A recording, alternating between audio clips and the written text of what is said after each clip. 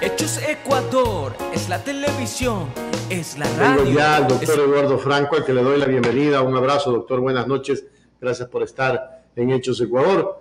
Lo veo de amarillo. Hoy le va a dar clase usted a Lucho Flores, con el Barcelona. Muchas gracias, buenas Richard. noches, Muchas gracias, Richard, por la entrevista. Estoy de amarillo no porque yo no soy barcelonista, sino que me gusta el amarillo indudablemente.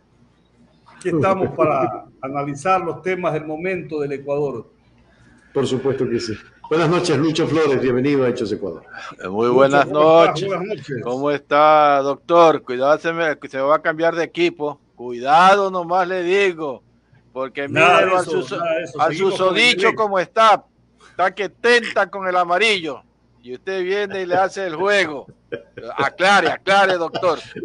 Buenas noches, buenas tardes. Seguimos siendo emerecistas, aunque no fanáticos. No somos Así fanáticos. Es, doctor. Buenas noches, buenas tardes, buenos días, cualquier parte del planeta. Estamos junto a ustedes una noche más en Hechos de Ecuador, juntos por la verdad. Para que ustedes saquen sus conclusiones en esta tertulia de esta noche. Richard. Claro que sí. Doctor, ¿qué pasa con esa Corte Constitucional? ¿Qué pasa con lo actual? Vamos a empezar por ahí, no para ponernos en contexto, sino para poner el tema que está en este momento siendo comidilla en las redes sociales y todo eso. ¿Qué va a pasar con ese juicio de Rafael Correa o con los juicios de Rafael Correa?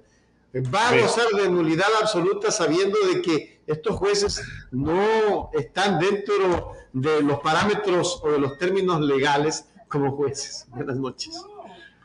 Vea, el Ecuador vive indudablemente, Richard y Luis, y amables ecuatorianos y extranjeros que nos ven y nos sintonizan a este magnífico programa Hechos Ecuador. El Ecuador vive desde el gobierno anterior de Lenín Moreno un estado de descomposición institucional. Eso es indudable. Por mucho que hayan ocurrido elecciones presidenciales, etcétera, el andamiaje de las principales instituciones del Estado adolecen de legitimidad social. Acordémonos que el Consejo de Participación Ciudadana transitorio, puesto a dedo por el expresidente Lenín Moreno, fue justamente el motor que hizo estrellar y acabar toda la institucionalidad democrática que tenía el Ecuador desde años anteriores. Y la Corte Constitucional actual es una de ellas. Pero, oh sorpresa, que la Corte Constitucional nos acaba de decir que la evaluación que se hizo por el ente oficial a los jueces de la Corte Nacional fue inconstitucional. Pero por mucho que la Corte Constitucional diga esto, y digamos incluso está indicando que hay que indemnizar por esta violación a sus derechos humanos fundamentales a los magistrados que habían, porque de 36 jueces de la Corte Nacional, 23 fueron removidos de una manera inconstitucional, según lo dice ahora la propia Corte Constitucional del doctor Trujillo. Pero esta Corte Constitucional se queda callada y no dice qué es lo que hay que hacer, pues. Por mucho de que trata y omite que los jueces reemplazantes a estos jueces que fueron ilegalmente, inconstitucionalmente cesados y que fueron atropellados por vedores del proceso de evaluación. Acordémonos de esos vedores de abril, de mayo del 2019. En los vedores estaba Alexandra Vela, actual ministra de Gobierno, una mujer absolutamente envenenada contra la política del gobierno del presidente Rafael Correa. Y es una mujer que ha denostado y ha odiado al proceso de la Revolución Ciudadana. Estaba León Roldós, León Rondón se ha graduado de PhD y de magíster en varias oportunidades en ser un anticorreísta, odiador, rabioso, porque es rabioso y enfermizo todos sus escritos que hace en Diario El Universo, en la cual siempre desde hace más de 4 años ataca, calumnia de una manera totalmente escandalosa al expresidente Rafael Correa Delgado. León Rondón, como usted sabe, tiene fijación contra el expresidente Rafael Correa.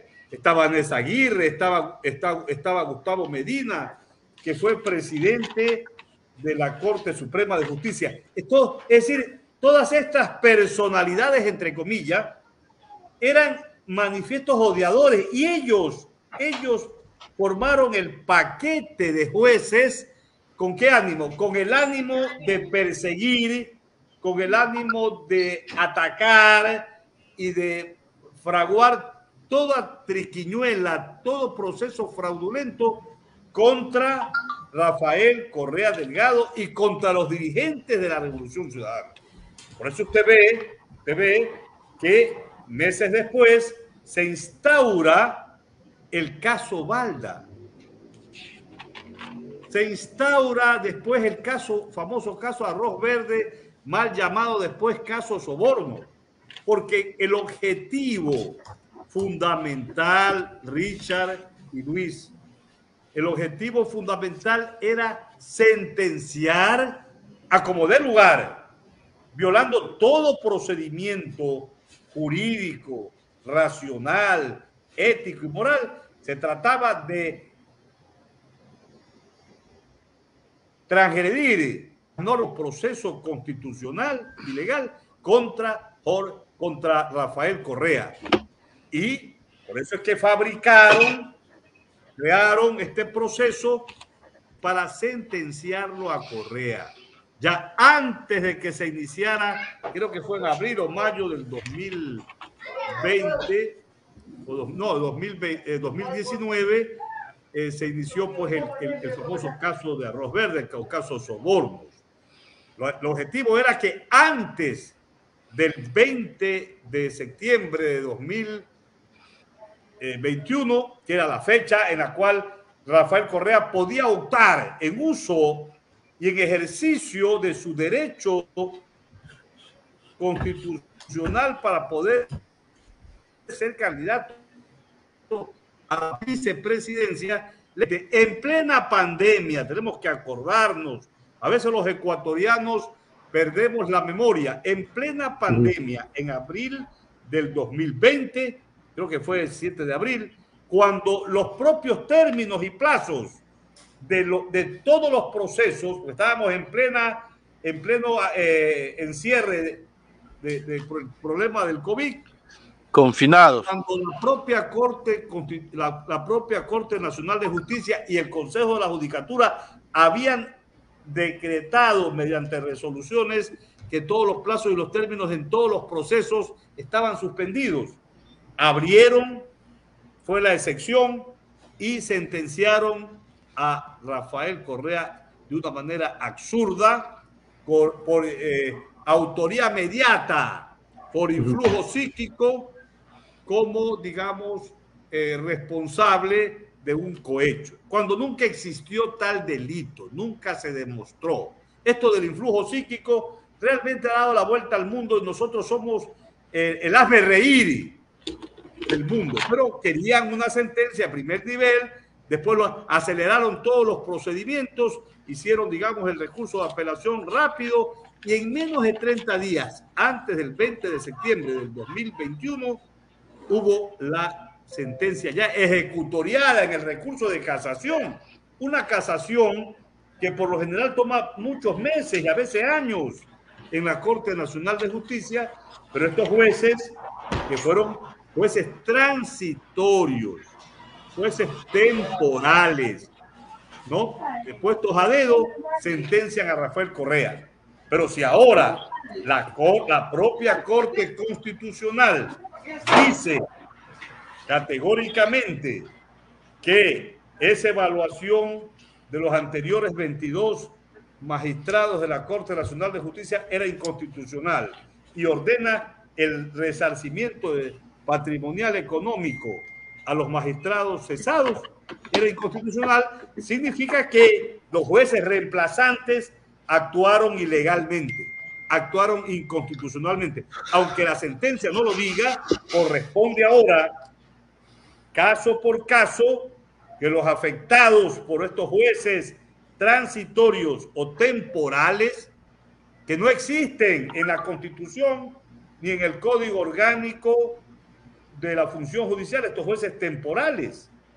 Eso es totalmente arbitrario e inconstitucional.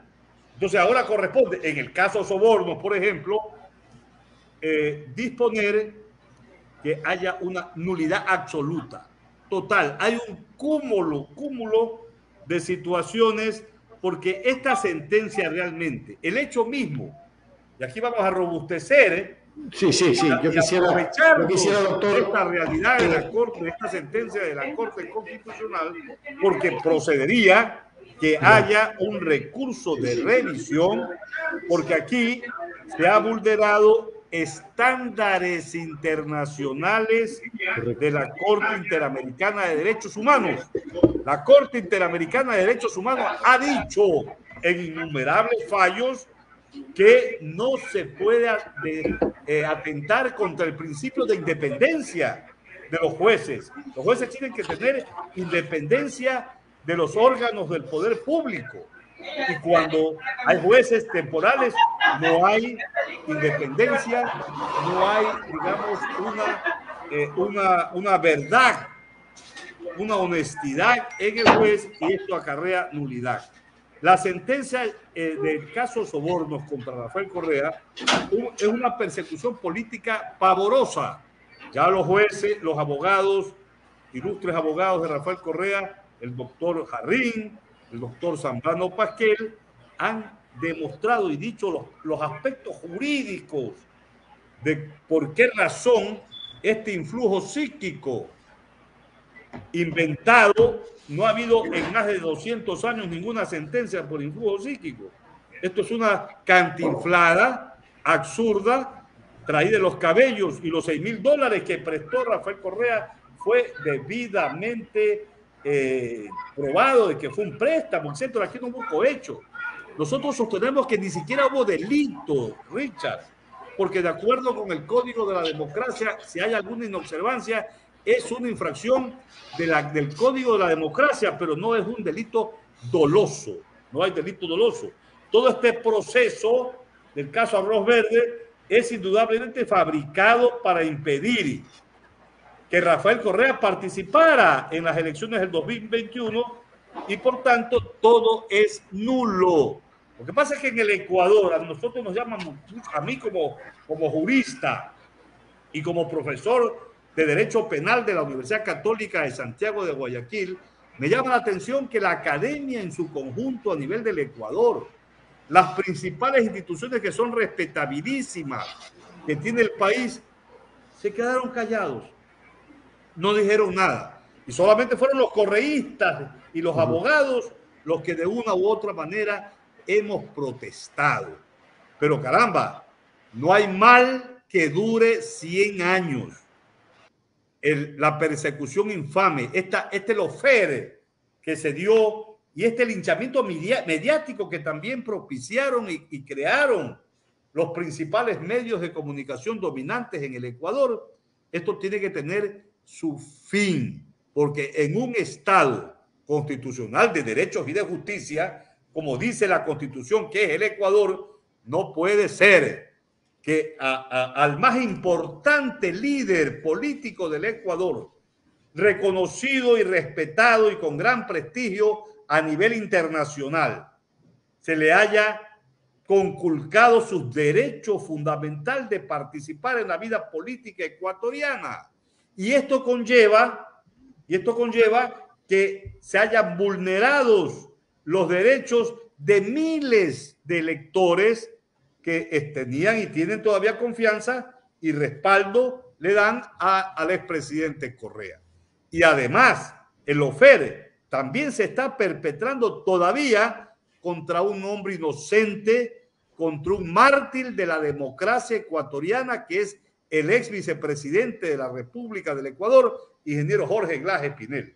A Jorge Glass lo han atropellado y le han hecho de todo en este país. Su vida siempre ha corrido peligro en la cárcel de Quito y ahora en la cárcel de La Tacunga. Jorge Glass merece la prelibertad, tiene una medidas cautelares de la Comisión Interamericana de Derechos Humanos desde el 31 de diciembre del 2019. ¿Y qué ha hecho el gobierno del Ecuador? Lo ha tirado esa medida cautelar en el tacho de basura. Esto tiene que terminar, porque en un Estado democrático tiene que respetarse al opositor político y no pueden instaurarse procesos penales y sentenciar a gente inocente. Tanto Rafael Correa como Jorge Glass y como muchos empresarios en el caso Arroz Verde son personas inocentes, no han perpetrado ningún delito. Esto es fruto del odio político, porque el temor de las élites oligárquicas del Ecuador es que Correa, como líder indiscutible de la oposición, gane las elecciones. Y nosotros estamos procurando que digamos, entramado aparentemente duro que existe contra Rafael Correa se termine, porque merece Rafael Correa que participe activamente en la vida política del Ecuador, al igual que Jorge Glass. ¿Con qué ánimo? Con el ánimo de que de manera democrática el pueblo del Ecuador vote y decida. Mire, con todo el ofere, con todos los ataques que tuvo la sentencia contra el máximo líder Correa, en febrero del 2021 tuvimos la primera vuelta y se ganó en primera vuelta. En la segunda vuelta se perdió por diferentes aspectos internos y externos. Pero yo le aseguro, y eso es prácticamente una verdad incontrovertible, que si Rafael Correa hubiera participado en la primera vuelta como candidato a la vicepresidencia del Ecuador, hubiéramos ganado en primera vuelta. En primera vuelta. Ese era el temor que tenían el establishment político del país, el temor que tenían la partidocracia, el gobierno nacional. Y nosotros hemos votado, la gran mayoría del Ecuador, por un gobierno que es insensible, el gobierno de Lazo, a los intereses de las clases populares y de los movimientos sociales. Y hemos visto cómo el presidente de la República denosta y ataca y quiere ver que el líder de la CONAIE, Leonidas Issa, verlo preso y que sus huesos se pudran en la cárcel. O sea, expresiones totalmente desorbitantes, expresiones fascistoides, incompatibles con un estado de paz, de democracia, que supuestamente un presidente de la República tiene que mantener. Por el momento te digo lo que te he expresado, mi querido. Hay dos cosas que son preocupantes. Esa manera del presidente Lazo de hablarle con esos términos a un dirigente, pero por un lado, pero por el otro lado, en la asamblea, un denunciólogo que también trata al correísmo y a Rafael Correa de el prófugo, de los correístas ladrones. No es que en este año deberíamos como que de darle un sustito o ponerlo en su lugar, iniciándole acciones y de alguna manera pedir que por favor se le quite la inmunidad parlamentaria a este hombre que agrede a mujeres y agrede a los correístas a diestra y siniestra. Todos los días sale en televisión a hablar del correísmo. No sé si es que él quiere un hijo de Correa o de algún correísta que esté dispuesto a hacerle algún hijo, porque es lo que pretende o es lo que yo veo en él, ese resentimiento que tiene hacia el grupo correísta. Doctor. Vea, la posición del señor Villavicencio es vomitiva.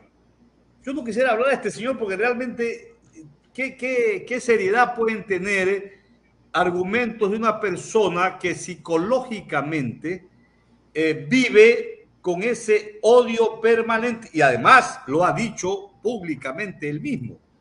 Él mismo se ha proclamado que su actividad vital, su razón de ser en la vida y como legislador es permanentemente perseguir a Rafael Correa.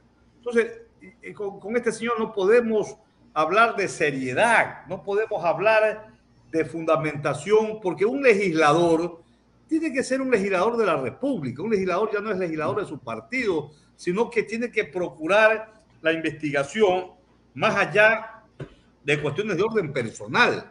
Pero él está ahí para saciar una venganza, un resentimiento que lo ha dicho públicamente.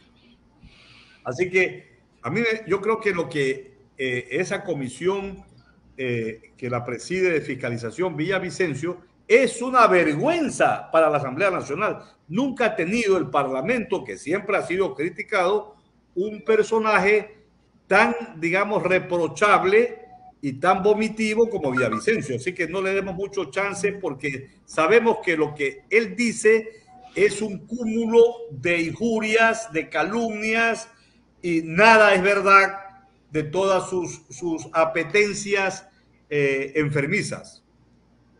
Pero esas calumnias y esas injurias deberían como de ser tomadas de manera urgente para comenzar ya a ubicarlo al señor, porque, o sea, a ver, denigra al correísmo, pues, doctor Franco. Sí, lo que pasa es que él está, digamos, protegido por Lazo. O algún momento tendrá que pagar. Acuérdense que él quería dirigir la comisión del caso Pandora Paper para proteger a Lazo. Él quería dar una imagen de independencia, pero no, él terminó, digamos, encubriendo las trafacías también del presidente Pandora Paper, Guillermo Lazo. Esa es una realidad. Ya el pueblo se está dando, el pueblo ya se dio cuenta. El pueblo mayoritariamente se da cuenta. Lo lamentable en nuestro país es que nuestro pueblo se da cuenta a veces tardíamente. Vea, el 52% de electores ecuatorianos que el 11 de abril del presente año todavía, 2021, votó en segunda vuelta mayoritariamente para que Lazo sea presidente y no Andrés Arauz, ya eso ya no existe, ese porcentaje. El Lazo tiene menos del 30% de aceptación nacional. La gente que votó por él ya está arrepentida, totalmente arrepentida. Ha llorado a lágrimas terribles porque se ha dado cuenta que es una persona absolutamente incompetente. Entonces, ¿de qué estamos hablando? De que todos sus secuaces, y Villavicencio es uno de ellos, digamos, no merecen sino la reprobación, el desprecio del pueblo ecuatoriano. No nos queda otra, porque como tienen una mayoría ahí circunstancialmente con la izquierda democrática, lo van a proteger y lo protegen. Si hubiera una Asamblea Nacional decorosa, este señor no estuviera ahí, pues. Este señor es el antidecoro como legislador. Vea, yo personalmente yo no le tengo fe a los jueces actuales de la Corte Nacional de Justicia. La ley establece que hay un recurso de revisión y ese tendría que ser la ruta a seguir desde el punto de vista procesal, pero yo he perdido toda la fe en los jueces de la Corte Nacional de Justicia porque no excluyo, porque dar al traste con todas estas infamias les va a costar duro, pero tienen que hacerlo.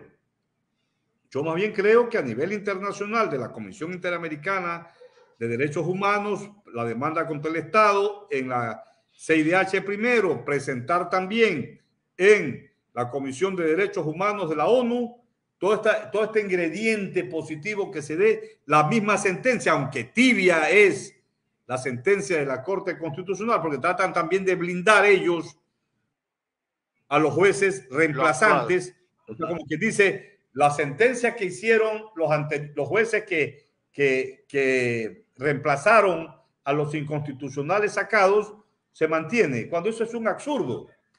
Ellos mismos también están blindando a los jueces reemplazantes. Pero bueno, esto a nivel internacional no va a tener fundamentación de acogida. Entonces yo pienso que también podría ser dentro de las nuevas pruebas que deben presentarse en un recurso de revisión.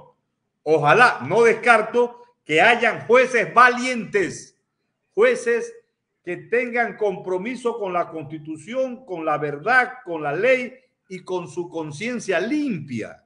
Eso tiene que haber hombres magistrados de esa naturaleza, y yo creo que los hay, pero a veces el temor, la presión pueden sucumbir. Pero no descartemos nada, la verdad es esa.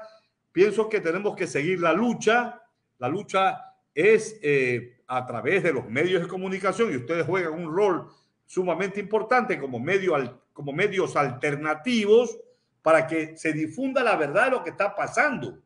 El OFER contra Rafael Correa se está desmoronando, pero creo que también es importante, más allá de la lucha judicial, la lucha política.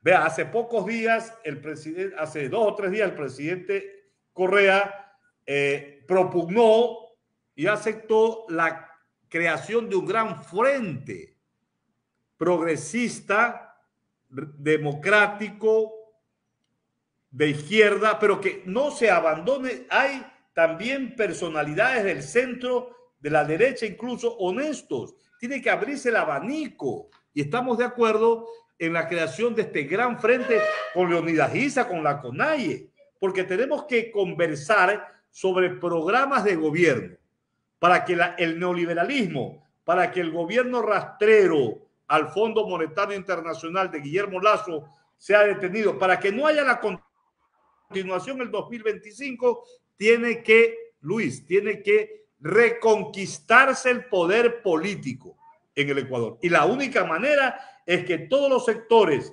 comprometidos con un ancho cauce democrático que vertebre un programa de gobierno popular y social, que atienda, digamos, con un nuevo discurso los problemas nacionales.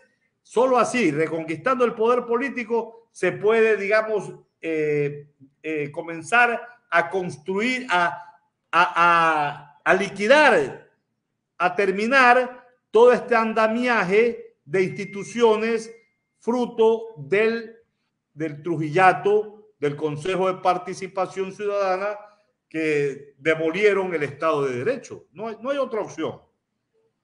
Esto es importante, ¿no? Es decir, que se haga este frente progresista, pero pensando en el país, no pensando en las próximas elecciones de cargos, sino haciendo una plataforma real que vaya a aterrizar en los ciudadanos, no como estamos viviendo ahora, que a pesar que hay que decir la verdad, porque aquí la decimos, el Progreso, él lo tenía y que él iba a privatizar las cosas.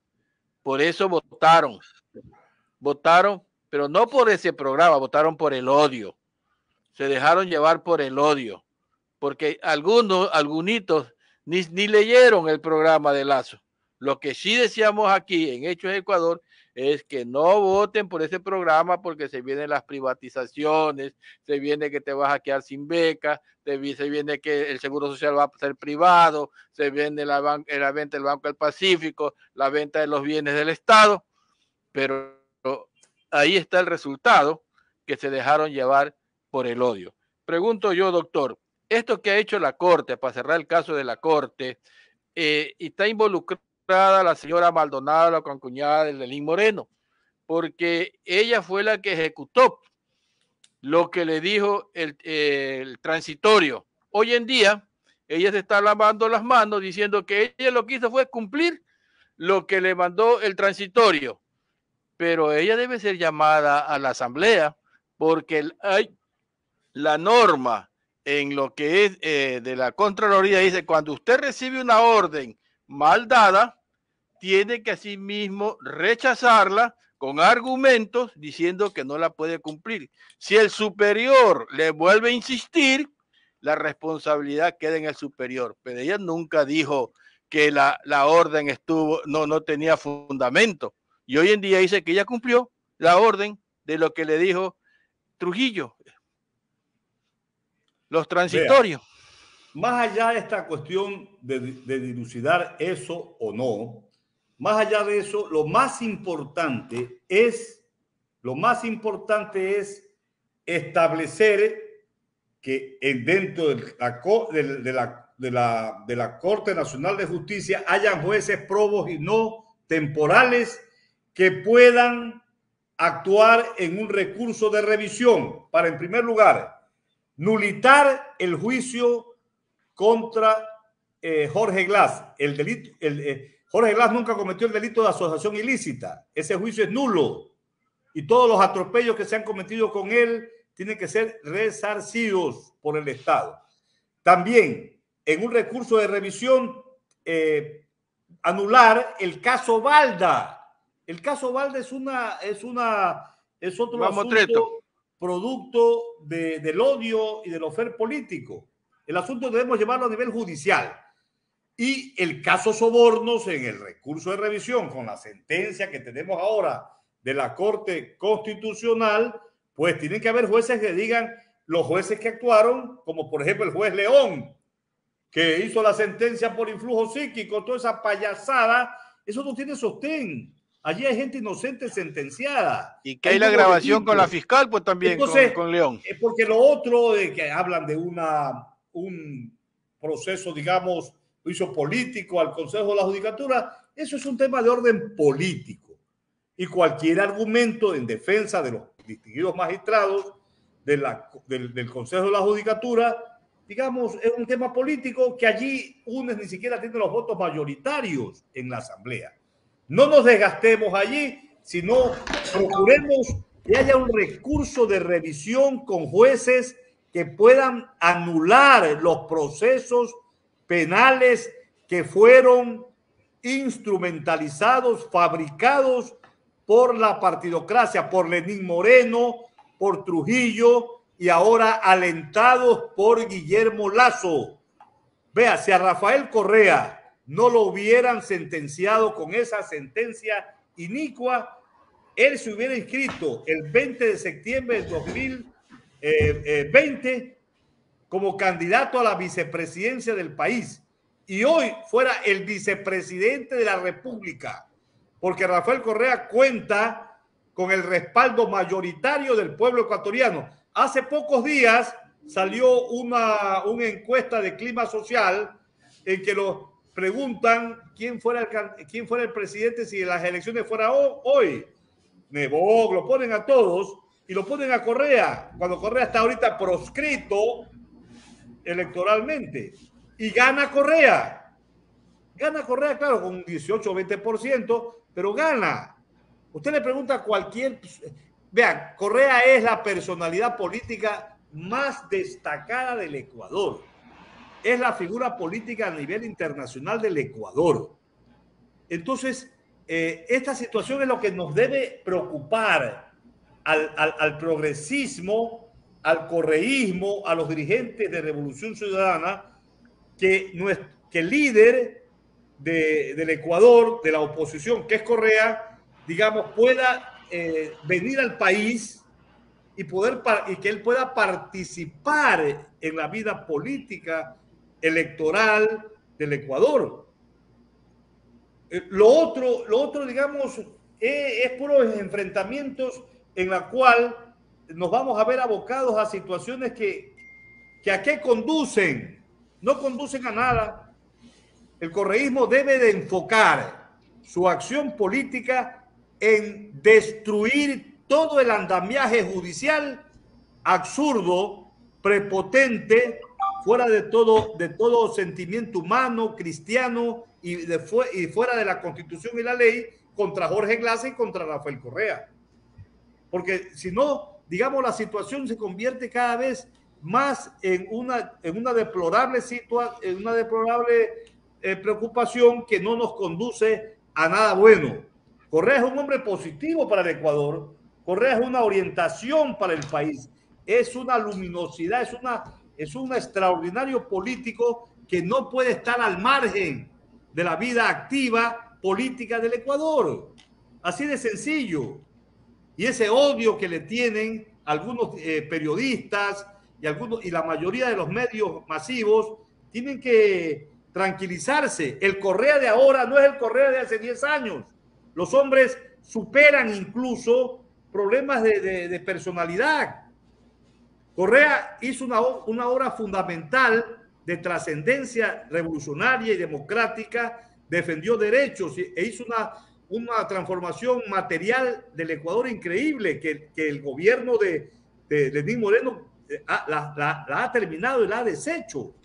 Pero Correa ahora ha madurado, ya no es el mismo de antes y tiene una visión mucho más completa de lo que necesita el Ecuador. Yo veo esa posición, digamos, que debemos cuidarla, y por eso que creo que lo más importante ahora es, a base de esta sentencia que ayuda, lograr que haya jueces honestos en un recurso de revisión para que haya la verdadera paz social en el país. No hay paz política ni paz social sin Rafael Correa, sin que se le anulen sus procesos. Y así como podemos decir, no hay revolución sin el correísmo y sin Rafael Correa.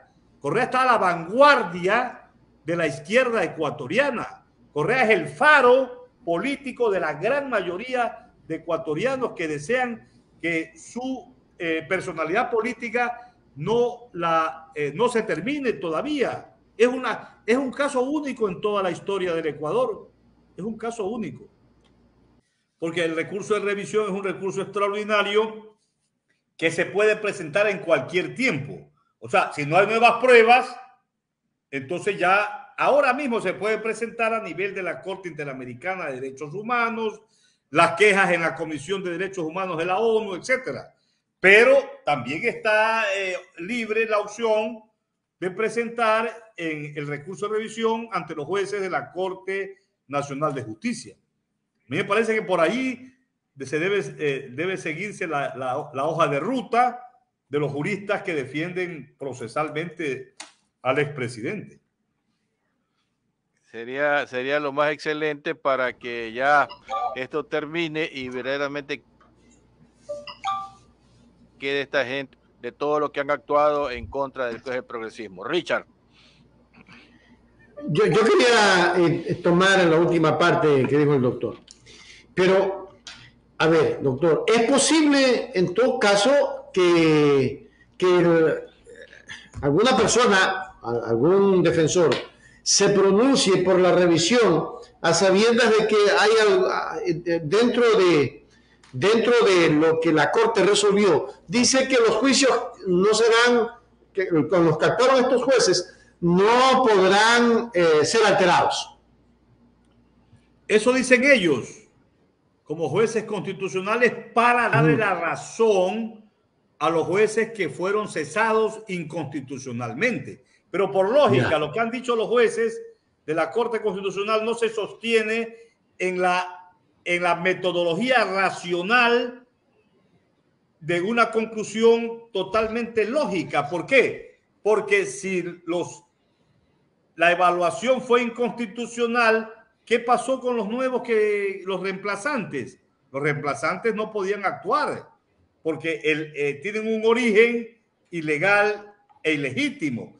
Y eso ya le corresponde a cada juez en un recurso de revisión dictaminar, porque el juez es un juez garantista. Todos los jueces constitucionales, todos los jueces en el país son jueces constitucionales porque ejercen, digamos, la constitucionalidad.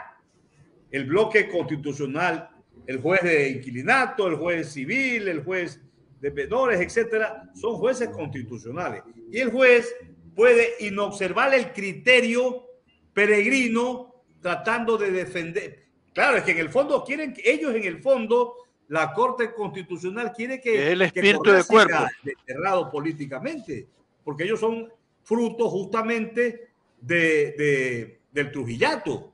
Acuérdense que ellos blindaron incluso a Celi. Trujillo y la Corte Constitucional blindaron a Celi cuando Celi era contralor.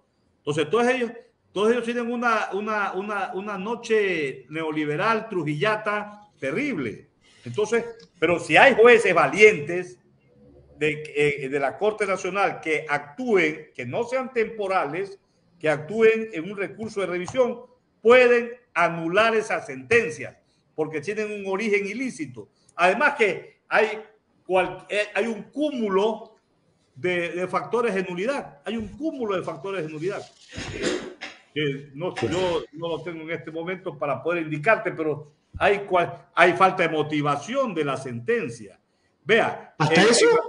A Correa, de la que yo me acuerdo ahorita, a Correa lo sentencian por influjo psíquico por el cometimiento de un delito por autoría mediata, por influjo psíquico, por ser, digamos, autor mediato. Y resulta que la doctrina moderna, la doctrina penal moderna, establece que en los delitos de infracción de un deber, y el cohecho es una infracción de un deber, no hay autoría mediata, sino hay autoría directa. Entonces, ahí por ese lado doctrinario del derecho penal moderno, esa es la tesis de Roxin, la tesis de Jacobs, los grandes juristas alemanes, por ahí, digamos, es nulo. Porque en los delitos de infracción de un deber no hay autoría mediata, sino autoría directa. Y yo te sería largo explicarte de una manera doctrinaria y legal, porque la audiencia no son de juristas, pero por ese lado te digo, y hay una serie de factores de que se ha violado la tutela judicial efectiva, se ha violado la seguridad jurídica y la falta de motivación. Allí no hay fundamentación de las pruebas. Vea, a Correa lo sentencian por influjo psíquico, por autoridad mediata, en esta situación, cuando la fiscal lo acusó por autoridad mediata porque era, según ella, según la fiscal general del Estado, Correa era el jefe de una banda delictiva internacional. Entonces, y los jueces no acogieron ese criterio de la fiscal, y al no acoger debieron haber declarado inocente, porque sin la acusación fiscal no hay juicio. ¿Y qué pasa? Que lo sentencian por autoridad mediata por influjo psíquico. Entonces, aquí está la cosa forzada, la cosa, digamos, totalmente, digamos, direccionada para que haya una sentencia como dé lugar en menos de 20 días en un recurso de casación que sorprendió al mundo realmente. Gravísimo. Pero que tenía su finalidad política. Gravísimo. Sé que usted tiene corto el tiempo esta noche, doctor. Está por ahí diciéndole a alguien, doctor, tómese un vasito de Coca-Cola porque está buena la entrevista. Alguien, creo que Tatiana le decía, Tatiana Nazareno, doctor, tome de a poquito la Coca-Cola que está buena la entrevista. Buena, Tatiana. Pero sabemos que tiene su tiempo un poco limitado por otros temas que tiene. Hay una cuestión, doctor, un tanto para ir cerrando. ¿Qué le depara al Ecuador en el 2022, conociendo que el gobierno neoliberal, y sacando como conclusiones políticas, no va a cumplir con lo que promete? Ya ha dicho que los créditos van al 1% y a 30 años plazo para emprendedoras mujeres y emprendedores jóvenes. Es decir, esa reactivación económica de la que él habla, pues tiene 1000 requisitos y como que se agrava más la situación frente al tema de una ley tributaria que ya la empezamos a pagar desde el próximo año. Vea, algo que es evidente en el presidente de la República es que el pueblo del Ecuador se ha dado cuenta que el señor Guillermo Lasso es un mentiroso. Dijo una cosa en campaña y hace otra. Yo creo que el 2022 va a ser un año bien agitado, un año bien difícil para el gobierno y para la democracia, porque los sectores sociales van a reclamar, van a salir a las calles. El mismo ataque que ha hecho a ISA, el subestimar las comisiones de diálogo, y hace pocos días, ayer creo que dijo que ya el precio de los combustibles se van a mantener, y todas esas medidas de prepotencia incompatibles con una realidad, y el pueblo de Ecuador va a salir a las calles, lo que algo ha evidenciado al país durante toda su historia, no ahora, toda su historia, nuestro pueblo ha sido rebelde y ha tumbado pésimos gobiernos. Así lo testimonia la historia. No estamos mintiendo. Yo pienso que el 2022 va a ser un año preelectoral, porque ya en el mes de julio y agosto los movimientos y partidos políticos tienen que hacer sus primarias y esto va a estar unido al tema de que todo el mundo va a darle golpe al gobierno. Todo el mundo le va a dar golpe.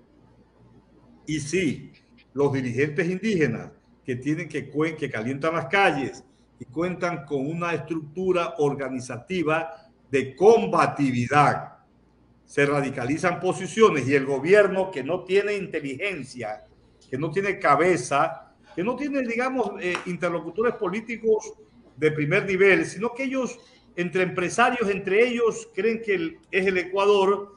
El asunto se les puede ir de las manos, ¿no? El asunto se les puede ir de las manos. Yo pienso que va a ser un año difícil para Guillermo Lasso, totalmente difícil. Y por eso que en la asamblea no tiene, si bien circunstancialmente lo apoyaron, hay gente que le va a dar duro en la asamblea. Va a ser difícil que apruebe su programa, su proyecto laboral, y la clase media va a sentir los efectos de esta ley de desarrollo económico negativo, que a pesar de que fue negada, la publicó en el registro oficial. Es decir, se van a agudizar las contradicciones en el país, porque Lasso no ha hecho un gobierno nacional. Lasso ha hecho un gobierno para un pequeño grupo de las élites, ni siquiera para todas las élites de derecha, porque el Partido Social Cristiano, si bien lo apoyó Nebot para que no se caiga por los Pandora Papers, pero tiene todavía contradicciones el Partido Social Cristiano con Creo. Y él está sostenido por algunos medios de comunicación y por ciertos grupos de élites empresariales que están a la casa del Banco del Pacífico, de los bienes del Estado, ¿ya? Y si esto se produce y este hombre vende los bienes del Estado en contra de lo que dice la Constitución, yo creo que su gobierno está finiquitado, porque el pueblo va a reclamar y va a salir a las calles, y no hay un gobierno en el Ecuador y en América que masacre a un pueblo. Eso no existe. Eso no existe. Entonces, Lasso tiene que pensar 20 veces. Todavía pudiera tener un gobierno de concentración nacional y de democracia si tuviera un mínimo de inteligencia. Lamentablemente, es un hombre que solamente piensa en business y en dinero, y está sometido también a las grandes corporaciones y al Fondo Monetario Internacional. Pobre hombre, para mí es un pobre hombre. Me da pena. ¿Y qué pasaría con Jaime Nebot, que también pretende, ya ha arrancado una precampaña electoral en Guayaquil? Entiendo que quiere lanzarse a la prefectura. No sé si realmente eso es lo que pretende, porque a la presidencia dudo que llegue. Yo tengo información de que Jaime Nebot va a lanzarse a la prefectura para apalancar la candidatura también de Cynthia Viteri en la reelección a la alcaldía de Guayaquil. Entonces, Nebot es un hombre inteligente, Nebot es un hombre que tiene respetabilidad y apoyo. No podemos negar que el líder de la derecha en Guayaquil es Jaime Nebot, tiene un apoyo importante, hizo una buena administración, una administración que clase media, clases altas y clases populares también lo respaldaron. No podemos negar la realidad. Y yo pienso que, según tengo entendido, la información que yo tengo es que él va a ser candidato a la prefectura del Guayas. Vamos a ver si esto es una realidad, pero las fuerzas políticas tienen que moverse para lograr una unidad democrática, como el expresidente Rafael Correa lo ha señalado. Vea, si el centroizquierda y la izquierda y los grupos progresistas, cada uno va por su lado, ahora en las seccionales del 2023, y si cada uno va por su lado al 2025, tendremos el 2025 otro gobierno de derecha, porque la derecha se va a unificar. Acuérdense de mí, Richard. La única manera para terminar con el OFERE, para lograr que el Ecuador tenga un proceso de desarrollo económico, un proceso de efectividad social y de inversión social, que hoy hay una desinversión social, una desatención a los sectores populares, que existe equidad. Es crear un gran frente político nacional en que se depongan actitudes personales y que a la vanguardia de este líder indiscutible que es Rafael Correa, lograr un gobierno de salvación nacional. El próximo gobierno de centro izquierda progresista tiene que ser un gobierno de salvación nacional, porque tanto Lenín Moreno dejó destruido al país como lo está haciendo Guillermo Lasso. Y hay que ver si Guillermo Lasso termina su mandato.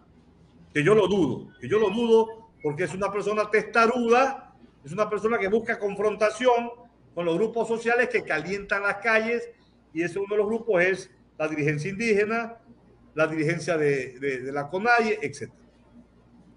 Es un gobierno de contradicciones, y yo no creo que el Frente Social de los Trabajadores y que la dirigencia indígena lo tenga ahora a este gobierno como un interlocutor válido para montar una comisión, digamos, que continúe los diálogos. Ellos, los dirigentes indígenas, siempre han sido propositivos a favor de los diálogos. Pero, ¿qué diálogo puede ser cuando la otra parte ya sienta posiciones intransigentes? El gobierno de Lasso es un gobierno no del encuentro, sino de la intransigencia. Es un gobierno no de la verdad, sino de la mentira. Es un gobierno no de la honestidad, sino un gobierno Pandora Paper de las ilicitudes y violaciones a las normas constitucionales y legales. No es un gobierno que busca la paz, sino que busca la confrontación.